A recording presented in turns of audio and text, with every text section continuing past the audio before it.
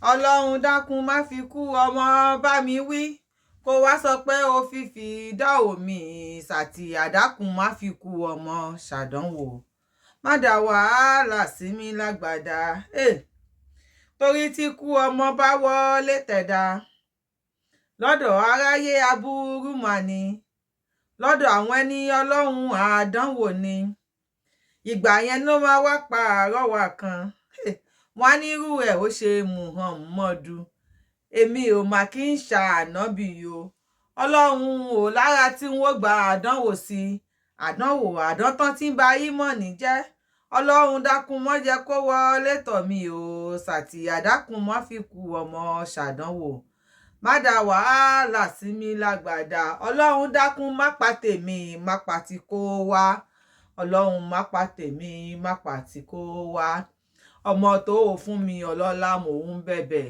má pa tèmi má pa tí kò wá èmi ò tádánwò rẹ gbà Ọlọ́run mi ò tádánwò rẹ gbà Ọlọ́run ànábì Muhammad ló lè gbàdánwò èmi ò tádánwò rẹ gbà Ọlọ́run mi ò tádánwò rẹ gbà Olúwa Ọlọ́run ọba dákun àtèmi àti gbogbo àwọn olólùfẹ́ mi pátá má fi kú ọmọ bá wa wí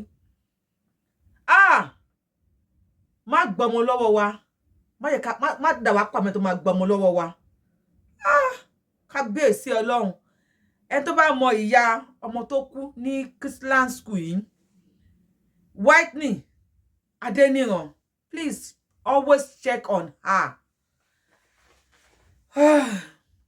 Now she's every time ló wá sórí Facebook nsìn ló wá ń ṣe show. Yes, people are saying you are a strong woman. She is not strong.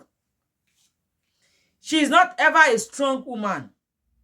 Ẹni tí ò bá mọ̀ ó ní ó mọ̀. She is acting. She is pretending. She just wants justice fún ọmọ ẹ̀. Ìdájọ́ òdodo ló ń wá ló ṣe ń wá sọ̀rọ̀ láì láti wá sọ̀rọ̀. Ó ní the therapy. Ó ní therapist kí wọ́n kàn sí. Ó ní di àwọn èèyàn ní àràǹdè kí wọ́n má bá sọ̀rọ̀. Ikú ọmọ ó ń gbóná lára ẹ̀, ó ń gbóná sódì. Especially ọmọ tí ó ṣàárẹ̀, ó lọ sí school, wọ́n ní iná gbé. Iná gbé, wọ́n tún wá tètè jẹ́wọ́ fún ìyá ẹ̀. Ṣé mọ̀ pé ìyá wà níbẹ̀? Ojú ìyá lọmọ kú o. Àtèmi àti ní fọwọ́ wa gbé ọmọ wa sin. Ẹ rí wípé ìgbà tó lọ sin ọmọ yẹn wọ́n ní kó má tẹ̀lé wọn lọ síbẹ̀. Ó lóun máa lọ, ó tẹ̀lé wọn lọ síbẹ̀. Wọ́n ní kó má ṣí pósí ẹ̀, ó lóun á ṣí, ó ṣí. Nǹkan gbóná lélẹ̀. Ọlọ́run má dàrú ẹ̀jọ́ aláyé. Ohun tó wá dájọ́, Ọlọ́run bá wa fi lọ́kàn balẹ̀. Bá wa pẹ̀lú ẹ̀.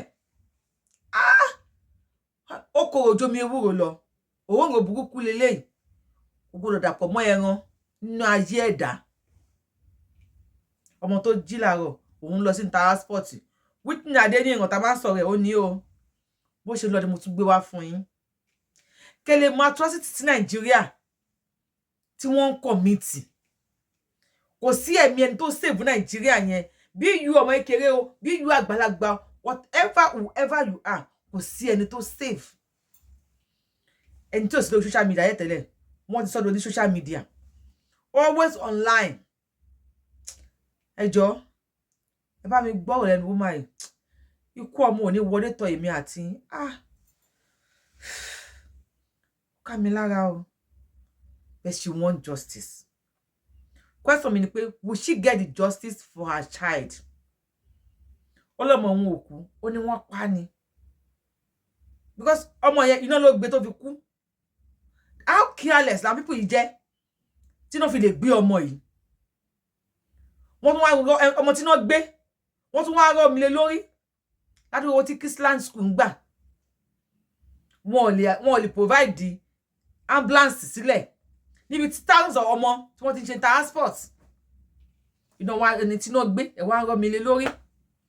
Tí wọ́n tètè jẹ́wọ́ fún yẹ pé ọmọ ẹ òbí báyìí ló wà o. Títí tọmọ yẹn fi kú. Kó má ṣe o. Ó ní wọ́n ti ń bò mọ́lẹ̀ o. Ó ní wọ́n ti ń bò ọ̀rọ̀ yẹn mọ́lẹ̀ o. Ṣùgbọ́n tó Ọlọ́run bá ló ní justice lọ́dọ̀ o. but surely with justice sha. And then the one in Òyìnbó, can this happen in any part of the country, especially America? Tó yẹ pé wọn kì í fi teenager ṣeré. Ẹ bá mi gbọ́rọ̀ lẹ́nu woman yìí. Àánú ẹ ṣe mí o, ìkúnlẹ̀ abiyamọ, àánú ẹ ṣe mí sọ̀rọ̀ ìyá yìí. We cannot afford to start crying and be hysterical. We're looking for justice for our girl. And she will give. See, when this case came on, and Auntie Fade, good evening. Thank you so much. When this case came on, and I realized I was dealing with a cabal. Auntie Monaya, good evening. I have to. When I realized I was dealing with a cabal, people that were beyond me, they were bigger than me,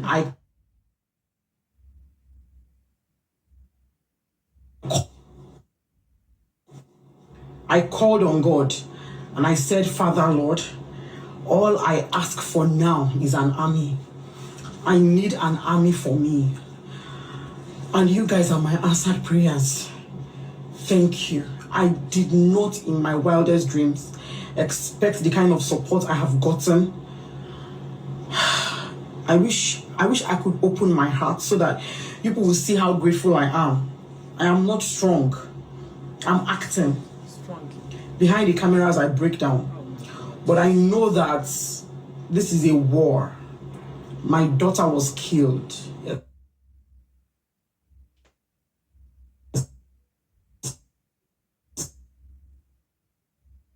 Networking you, o ma padà wá o networking ni. Ó ń ṣe lọ́wọ́ ni. Now I can say with confidence that yes, we lost Whitney out of sheer carelessness, negligence, lack of empathy, and lack of compassion.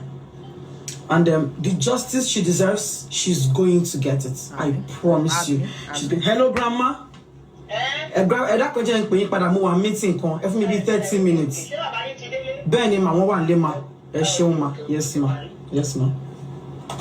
So I'm sorry for that. That was our grandma. Thank you. Thank you very much for all the prayers, for all the calls.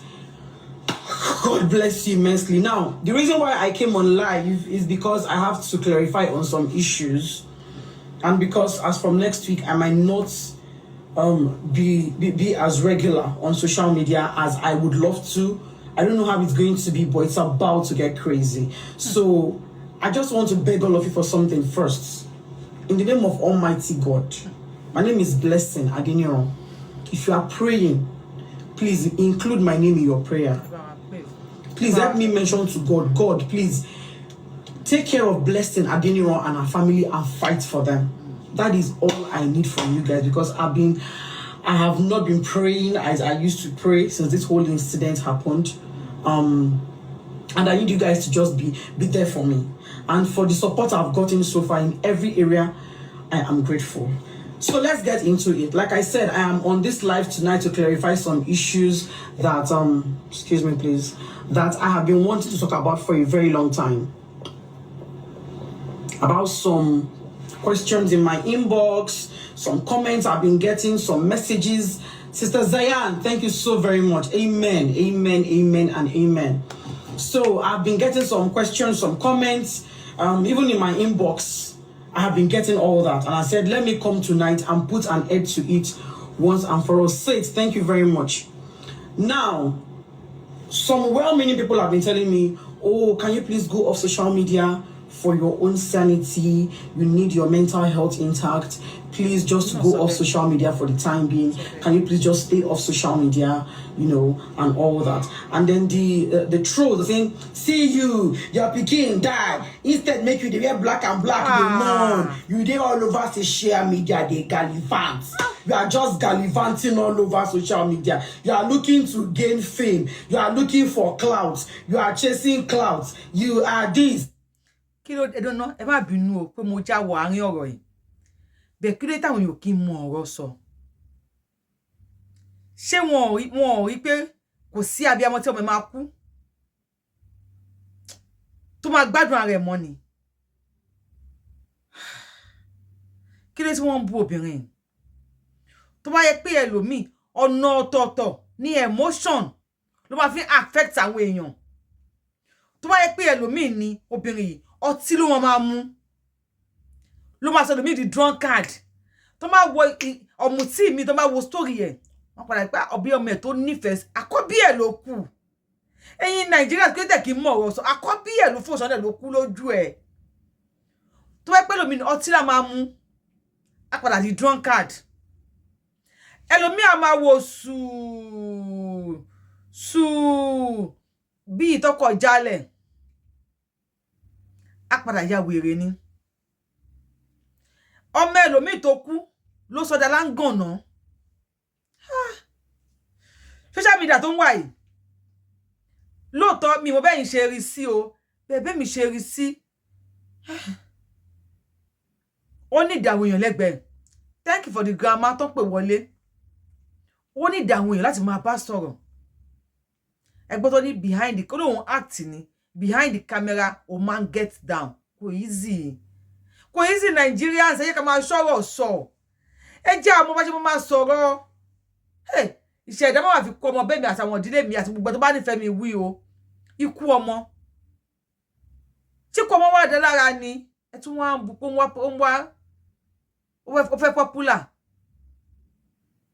ó wá fame wo níbi ikú ọmọ fame wo ló lè ní tí Whitney ò bá kú tí ò lè wá fún tí Whitney bá ṣe wedding tó bá gbé wá sórí kinní ṣé kò ní fame ni I'm very sure tó bá pẹ̀lú òyìnbó ni wẹ́ẹ̀ ti ṣẹlẹ̀ ó ní tó lè ṣe fẹ́ nìyẹn ẹ wo sọ̀rọ̀ ìyá. You are that. Well, first off, I am on social media for a reason. I cannot go off social media. Social media is my voice. Social media is my power. Social media is where I get to have my say. Is where I am listened to. Is my battleground. Social media is here for me and I am here for social media. So if you're a well-meaning person, please don't tell me to stay off social media. Please encourage me and pray for me. I need all the strength I can get now. If that is what you want, we pray for you. I pray for any strength. Láti be a lost. Go easy. If you want us to pray for you, you cannot go off social media. But we pray for you. Call on friends strength. Èmi náà bá ní káwọn family ẹ kó mú ẹ kó lọ tọ́jú ẹ kó wá therapist tó bá dá fún ẹ tó máa bá ẹ sọ̀rọ̀ psychologist tó bá dá fún ẹ ṣùgbọ́n only you are on social media for a reason we are going to fi ń calm ara ẹ nìyẹn but that is the only thing tó lè ṣe láti jẹ́ kí inú ẹ dùn because time yìí anything tó bá lè jẹ́ kí inú ẹ dùn lè káwọn máa allow ẹ láti ṣe ó lóun fẹ́ justice fọ́mọ social media ni voice un àwọn cabal ló ń bá deal Nigeria pẹ̀lú cabal It's not easy. And like I said, I am acting. This is an act. This is not me. I know. I am acting. I know. Behind the scenes, I break down. Oh my I God. cry daily. My husband cry daily. You don't want to see my real face. I'm on filter right now. Okay? So this network is going crazy. So this is not a fight I will fight by being hysterical, by coming online looking dirty and seeking for pity. I'm not looking for pity. I'm looking for justice for my child and for the next child. It can be your child tomorrow. Chrisland parents, Chrisland spies, I know you guys are here on my live. Today it is Whitney, tomorrow it might be your child. Wallahi. Okay? So we are getting justice for our children.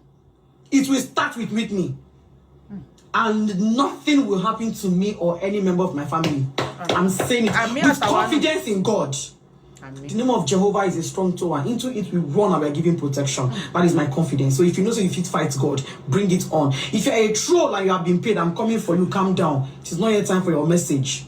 Okay, so thank you very much. My DM is a mess. I have over 2,000 messages, but I promise you I would reply to each and every one of you. My WhatsApp, currently I have 730 messages left on my WhatsApp. I will reply all. My Facebook, I have not even touched them at all. So if you have been sending messages and I've not been replying, I am really sorry. It is not intentional. I will reply everybody. The first week we lost Whitney, they took my phone away from me for some time, but I was going crazy without my phone, so I have to take my phone back. I'm not the conventional person when you're mourning. They said I should not go for my daughter's grave burial. I went. They said I should not be there when they buried her. I was there. They said I should not open her coffin. I opened her coffin. I saw her. All right. So I'm not a hysterical person when things that are serious come on. I'm not a historical person. So if you're expecting to see the mom that will be on social media, or she will be in her house like this with a scarf on her head or ash on her face, or she will not bathe, like I've been accused that I don't bathe, I have time to bath and look good. Well, we all have different circumstances. Your child might have died in the hospital or in your house or under sickness. Mine was killed. Our cases are different. Okay, our cases, our circumstances are different. I am not mourning a child that died. I'm mourning a child that was killed. I'm going to get justice for my child. So if you're a Christian spy here, or you're a Christian parent, please tell them that I, Blessed Adeniran, mother of Whitney Adeniran, I am on a mission to get justice for my child that was killed on the 9th of February at Agege Stadium. Okay? Thank you very much. I am not a strong woman. I keep saying it. I am putting on an act. With that being said, number 2 question. Did Chrisland really order a re-autopsy? Or are you just saying it to seek media attention? The answer is Chrisland, yes, did say they wanted another autopsy. If they say I'm lying, let them come out and challenge me. Mr. Demi, Mr. Mao, if you say I am lying, call your lawyer. Come out and challenge me.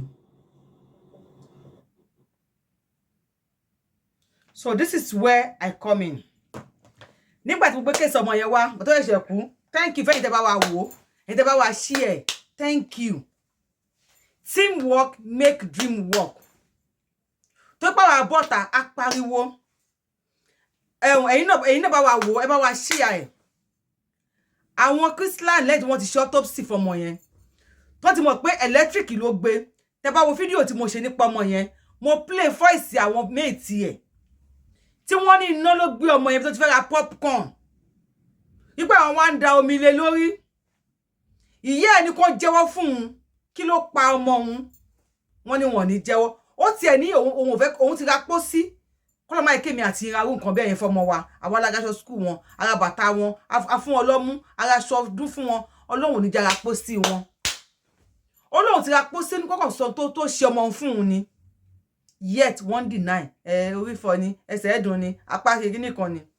Now, wọ́n padà gbé ọmọ yẹn. Lọ́lá pé àwa sọ̀rọ̀ jáde. Èmi àtàìmọye èèyàn sọ̀rọ̀ jáde. Ẹ̀yin àtàìmọye èèyàn náà wò, ẹ bá wa pín, ẹ kọ́mẹ̀ntì. Àwọn èèyàn hashtag Sanwó-Olú. Pé Sanwó-Olú again, Chrisland lọ́rùn again ní Èkó. Now, wọ́n ti sin ọmọ yẹn. Lẹ́yìn autopsy pé iná ló pa, pé iná ló gbé. Ẹ̀gbọ́n tó sọ. Lẹ́yìn tó ti wá sin ọmọ yẹn tán, ó ṣẹ̀ṣẹ̀ wá ń demand fún another autopsy. Wípé kó wú ọmọ yẹn jáde. Gist lover, ó ní ṣubú dànù. Gist lover, ó ṣeun. Mi ò mọ̀ ẹ́ o.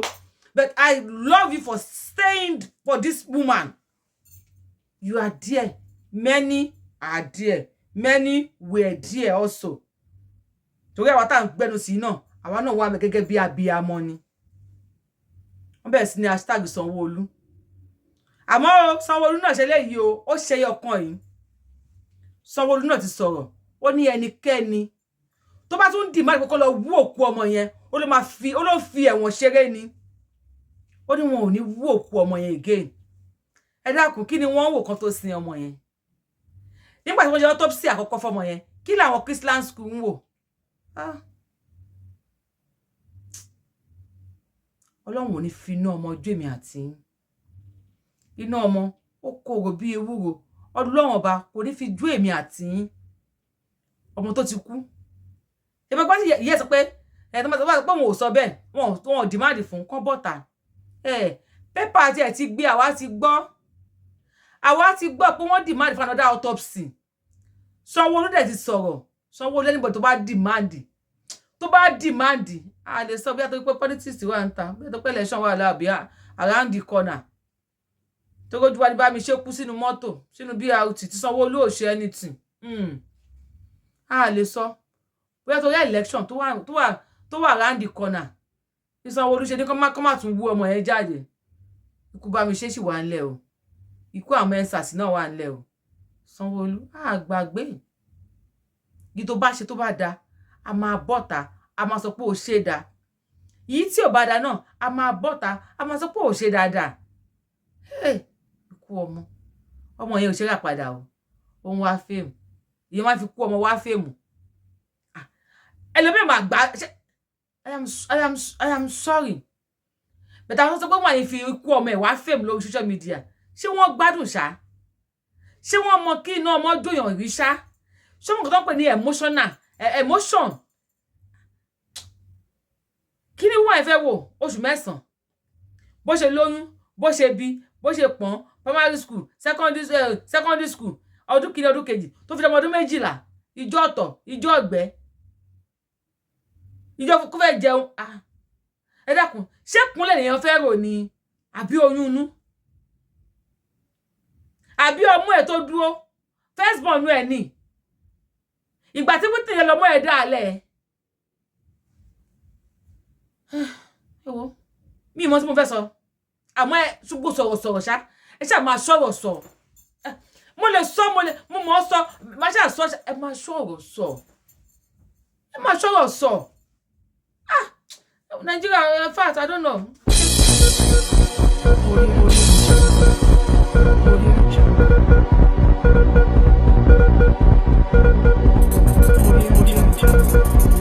Audio